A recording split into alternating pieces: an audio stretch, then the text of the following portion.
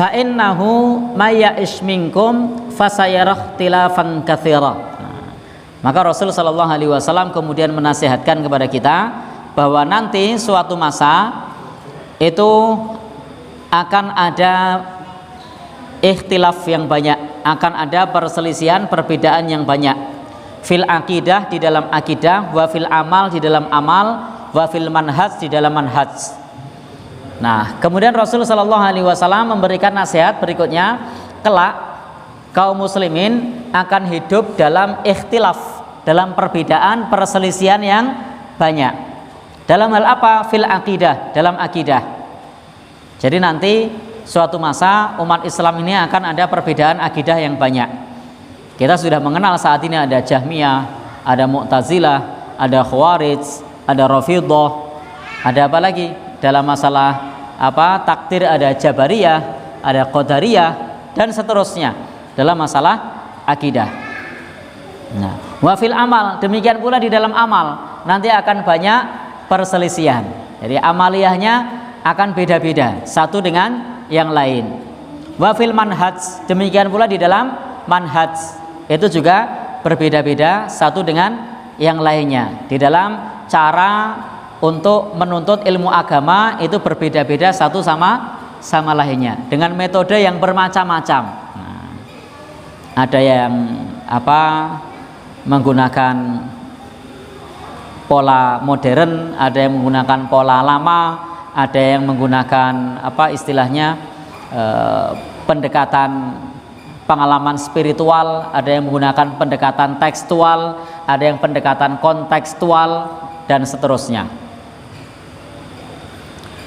Maka fasahabatu radhiyallahu anhum, maka para sahabat semoga Allah meridhoinya, alladzina asyu tawilan, yang mereka umurnya panjang, wajadu minal ikhtilaf wal fitan wasyurur.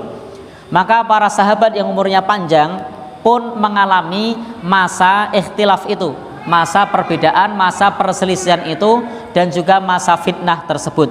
Malam yakun lahum, yang tidak ada pada mereka di masa-masa awal. Ini yang tidak ada pada masa mereka di masa-masa awal. Maka selepas masa Rasul sallallahu alaihi wasallam, kemudian masa kekhalifahan itu muncul misalnya orang-orang Khawarij, kemudian muncul lagi orang-orang Syiah, dan muncul lagi kelompok-kelompok yang lain yang itu adalah termasuk perselisihan di dalam masalah akidah. Lalu apa yang kita lakukan ketika ada perselisihan semacam itu? Maka nasihat Rasul sallallahu alaihi wasallam memberikan nasihat kepada kita, fa'alaikum bisunnati, hendaknya kalian pegangi sunnahku. Maka thumma arsyadahum, kemudian Rasul sallallahu alaihi wasallam membimbing mereka apa yang harus dipegangi. Fa'alaikum bisunnati, hendaknya ketika terjadi perselisihan yang banyak kita pegang sunnah Nabi sallallahu alaihi wasallam. Wal muradu bis sunnah, dan yang dimaksud dengan sunnah di sini itu bukan sunnah dalam pengertian ulama fikih. Kalau sunnah dalam pengertian ulama fikih itu sesuatu yang dikerjakan mendapat pahala, kalau ditinggalkan tidak berdosa atau rugi. Tetapi yang dimaksud sunnah di sini at-thariqatul lati, jalan yang huwa alaiha sallallahu alaihi wasallam.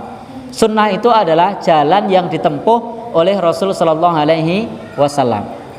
Maka hendaknya kita berpegang kepada jalan yang ditempuh oleh Rasul sallallahu alaihi wasallam. Caranya bagaimana? At-tamassuku bima kana alaihi ashabu Rasulillah. Hendaknya berpegang dengan apa yang dikerjakan oleh sahabat Rasul. Loh, kenapa demikian? Karena kalau kita ketahui hampir semua yang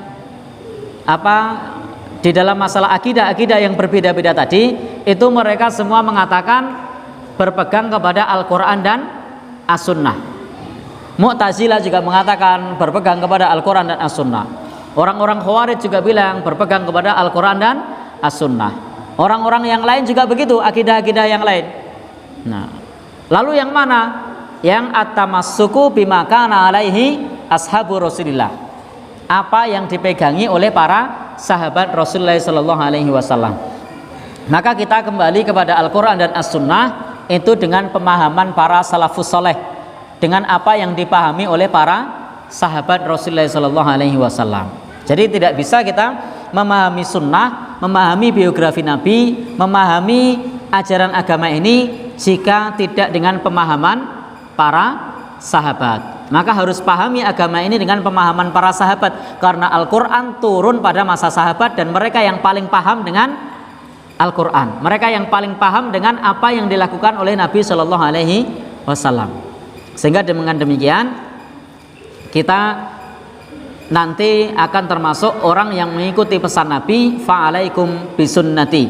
Dan ini juga direkomendasikan di dalam Al-Quran. Was-sabiqunal awwaluna minal muhajirina wal ansaril ladzina taba'uhum bi ihsan radhiyallahu anhum wa radu'an.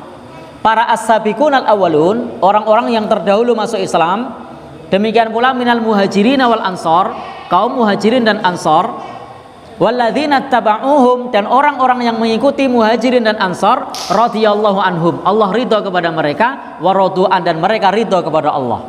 Jadi Allah memberikan rekomendasi kepada kita, siapa yang perlu kita ikuti? Para muhajirin, ansor, dan orang-orang yang mengikuti mereka. Termasuk di dalamnya tadi yang pertama adalah as-sabiqunal awwalun. Maka kita tidak bisa memahami sunnah Nabi dengan pemahaman hermeneutik. Kita tidak bisa memahami Al-Quran dengan pemahaman hermeneutik atau metode yang bukan merupakan pemahaman berpegang kepada sunnah Nabi. Kita tidak bisa pula memahami Al-Quran dan hadis Nabi dengan pemahaman ilmu mantik atau ilmu filsafat. Tidak bisa pula kita memahami Al-Quran dan hadis Nabi dengan pendekatan ilmu yang lainnya, dengan pendekatan kejawen misalnya. Nanti maknanya jadi berubah. Ketika Rasul Shallallahu Alaihi Wasallam pada saat itu di tengah kegalauannya, pada saat umat dalam keadaan kacau, inda fasadin nasi waz zaman, ketika moral sudah rusak, maka pada saat itu Rasul menyendiri, menjadi ke Gua Hiro. Kalau dipahami dengan pendekatan lokal di tempat kita, misalnya, oh Rasul saat itu uzlah, menyendiri dan bertapa di Gua Hiro, begitu. Nah, kenapa? Karena pendekatannya adalah pendekatan kejawen. Maka nanti kemudian, wah berarti Rasul saat itu bertapa. Bertapanya di mana? Di Gua Hiro. Jadi kacau. Maka harus dipahami dengan pemahaman para sahabat. Rasul saat itu menyendiri, merenung, dan beliau tidak bertapa. Kenapa? Karena sahabat-sahabiah seperti Khadijah itu mengirim makanan pagi sore. Nah, jadi jangan hanya dilihat Rasul saat itu menyendiri di Gua Hiro. Kalau sampai di sini lalu dipahami, ada yang memahami semedi, ada yang memahami bertapa, ada yang memahami ngilang, tidak mau dari keramaian masyarakat. Tapi harus dipahami dengan pemahaman sahabat Rasulullah Sallallahu Alaihi Wasallam.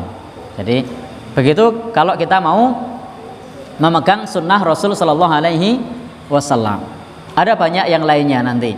Tidak bisa dipahami dengan pemahaman pendekatan hermeneutik, pendekatan filsafat, atau pendekatan yang lain yang bisa jadi itu justru melenceng jauh dari apa yang disampaikan oleh Rasul Sallallahu Alaihi Wasallam.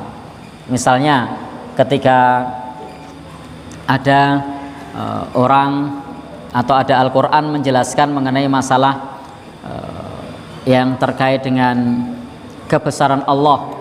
Allah Subhanahu wa Ta'ala itu memiliki mizan atau timbangan amal.